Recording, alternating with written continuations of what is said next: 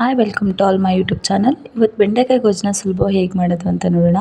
ಮನೇಲಿ ಎಲ್ಲರೂ ಕೂಡ ಇಷ್ಟಪಟ್ಟು ತಿಂತಾರೆ. ಈ ರೀತಿ ಕೂಡ ಮಾಡಿ ನೋಡಿ. ಮೊದಲಿಗೆ ನಾನು ಬೆಂಡೆಕಾಯಿನ ಒಂದೇ ಸೈಜಲ್ಲಿ ಹೆಚ್ಚಿಟ್ಕೊಂಡಿದ್ದೀನಿ. ನೀವು ಹೆಚ್ಚಿಟ್ಕೊಬೇಕಾದ್ರೆ ಅಂಟು ಬಿಡಬೇಕು ಅಂದರೆ ನಾನೊಂದು ಟಿಪ್ಸ್ ಕೂಡ ನಿಮ್ಗೆ ಹೇಳ್ತಿದ್ದೀನಿ. ಚಾಕುಗೆ ಸ್ವಲ್ಪ ಎಣ್ಣೆ ಹಚ್ಕೊಂಡು ಆಮೇಲೆ ಕಟ್ ಮಾಡ್ಕೊಳ್ಳಿ. ಆವಾಗ ಚಾಕುಗೆ ಯಾವುದೇ ರೀತಿ ಅಂಟೋದಿಲ್ಲ. ಆವಾಗ ತುಂಬ ನೀಟಾಗಿ ಕೂಡ ಬರುತ್ತೆ. ಒಂದೇ ಸೈಜಲ್ಲಿ ಕಟ್ ಮಾಡಿ ಇಟ್ಕೊಂಡಿದ್ದೀನಿ. ನಾನು ಅದಕ್ಕೆ 2 ಟೇಬಲ್ ಸ್ಪೂನಷ್ಟು ಎಣ್ಣೆ ಹಾಕಿಬಿಟ್ಟು ಬೆಂಡೆಕಾಯಿನ ಮೊದಲಿಗೆ ಫ್ರೈ ಮಾಡಿ ಎತ್ತಿಟ್ಕೊಳ್ತಿದ್ದೀನಿ. ಎಣ್ಣೆ ಹಾಕೋದ್ರಿಂದ ಅದು ಕೂಡ ಚೆನ್ನಾಗಿ ಫ್ರೈ ಆಗುತ್ತೆ, ಹಾಗೆ ಅಂಟು ಕೂಡ ಕಮ್ಮಿ ಆಗುತ್ತೆ.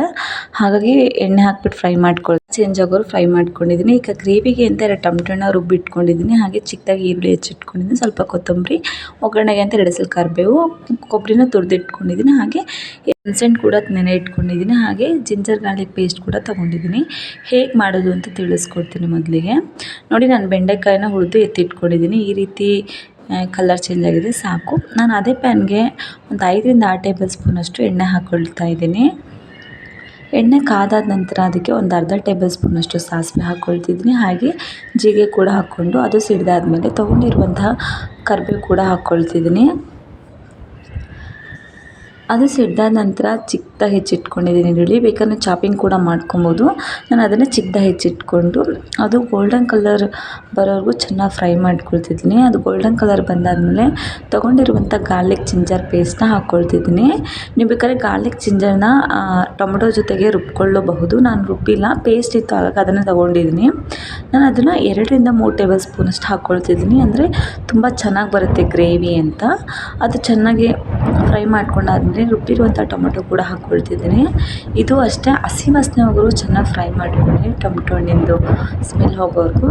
ತದನಂತರ ನಾನು ಅದಕ್ಕೆ ಫ್ರೈ ಮಾಡಿ ಇಟ್ಕೊಂಡಿರುವಂಥ ಬೆಂಡೆಕಾಯಿ ಹಾಕ್ಕೊಳ್ತಿದ್ದೀನಿ.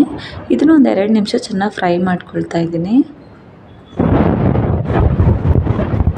ಅಂದರೆ ಟೊಮೊಟೊ ಈರುಳ್ಳಿ ಜೊತೆ ಚೆನ್ನಾಗಿ ಮಿಕ್ಸ್ ಮಾಡ್ಕೊಂಡಾದ್ಮೇಲೆ ನಾನು ಇದಕ್ಕೆ ಬೇಕಾದ್ರೆ ನೀವು ನೀರನ್ನು ಕೂಡ ಹಾಕ್ಕೊಂಡು ಮಿಕ್ಸ್ ಮಾಡ್ಕೊಬೋದು. ನಾನು ಫ್ರೈ ಮಾಡ್ಕೊಂಡಾದ ನಂತರ ತುರಿದಿಟ್ಕೊಂಡಿರುವಂಥ ಕೊಬ್ಬರಿ ಕೂಡ ಹಾಕ್ಕೊಂಡು ಇದನ್ನು ಅಷ್ಟೇ ಹಾಗೆ ಮಿಕ್ಸ್ ಮಾಡ್ಕೊಳ್ತಾ ಇದ್ದೀನಿ.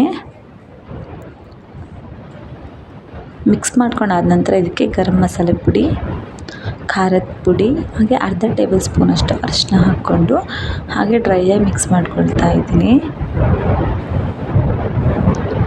ಇದು ಮಿಕ್ಸ್ ಆದ ನಂತರ ಗ್ರೇವಿಗೆ ಅಂತ ನಾನು 1 ಲೋಟದಷ್ಟು ನೀರನ್ನು ಹಾಕ್ಕೊಳ್ತಿದ್ದೀನಿ. ನಿಮಗೆ ಜಾಸ್ತಿ ಬೇಕಾದರೂ ಕೂಡ ನೀರನ್ನು ಹಾಕ್ಕೊಬೋದು.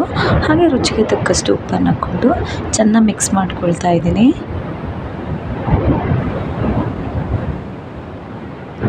ಮಿಕ್ಸ್ ಆದ ನಂತರ ಇದನ್ನು 1 ನಿಮಿಷ ಚೆನ್ನಾಗಿ ಕುದಿಸ್ಕೊಳ್ಳಿ. ಕುದಿಸ್ಕೊಂಡಾದ್ಮೇಲೆ ಸಿಂಪಲ್ಲಾಗಿ ಬೆಂಡೆಕಾಯಿ ಗೊಜ್ಜು ಕೂಡ ರೆಡಿ ಆಯಿತು. ಈ ಥರನೂ ಮಾಡಿಕೊಡಿ, ಎಲ್ಲರೂ ಇಷ್ಟಪಟ್ಟು ಕೂಡ ತಿಂತಾರೆ. ಬಿಸಿ ಬಿಸಿ ಚಪಾತಿ ಜೊತೆ ಕೂಡ ತುಂಬ ಇಷ್ಟಪಟ್ಟು ತಿಂತಾರೆ.